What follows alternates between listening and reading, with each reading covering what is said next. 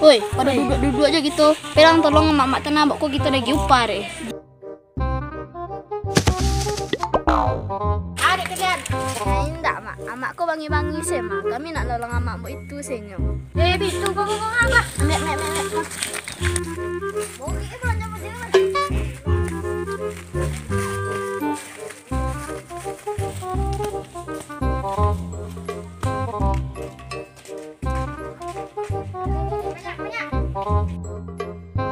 Apanya kalian naik? Wah, Upah kalian kalian. main nolong juga anaknya.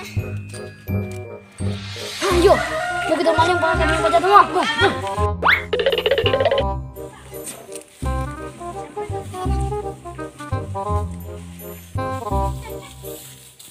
Itu kambingnya. Betul. Begitu kambing cik mau.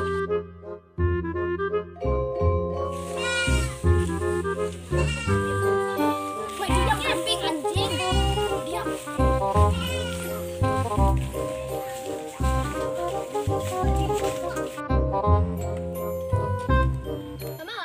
Beli kambing mana? Tak korban. Kambing untuk tuh. Tujuan nih. Kebetulan gini tuh mah. Kami mau cari kambing untuk kurban. Biar kami selalu balik di. Tampaknya kurang kayu. Kasih pejutu lah kita jual. Jadi, Berapa balinya kok? rugo awak sama awaknya nih. Tentu iya awak sama awak dah. Tak kemungkinan awak sama baru doh. 1.500.000 nih. Gak boleh sebanyak mana tuh. Kurang lah sedikit. Kok kan kambing maling. Cek itu jual murah lah daripada ketahuan gitu. Ini nih om marah. 750 saya bah. Ini yo. Jadi angkut. Kau ini yo. Sini. Dia. Deal. Kambingnya lagi dagang. Wih, kambingnya hilang cik. Apa ini?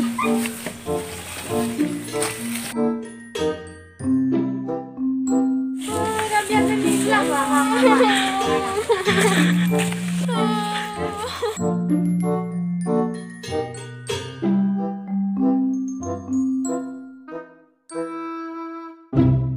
Kenal dan kambing tuh lah. Nih, kau maling kambing Den. Den, kau kecian maling. Jual kambing yang kau bawa. Aduh tandur Den.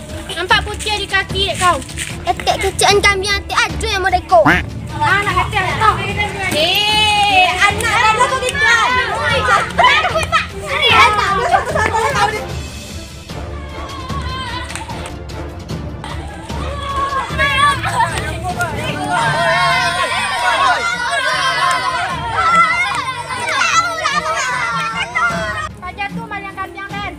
Apanya kau? Den, kau tuduh maliang. Aduh, gede maliang punya kau ada. Pajak gua 1 2 sama PRT. Tenang. Coba jalan di mana nih dapat kambing tu? Jadi giko PRT. Tadi dia beli kambing kan. Tunggu di aduh kan. Ada ini beli kambing. Anjang.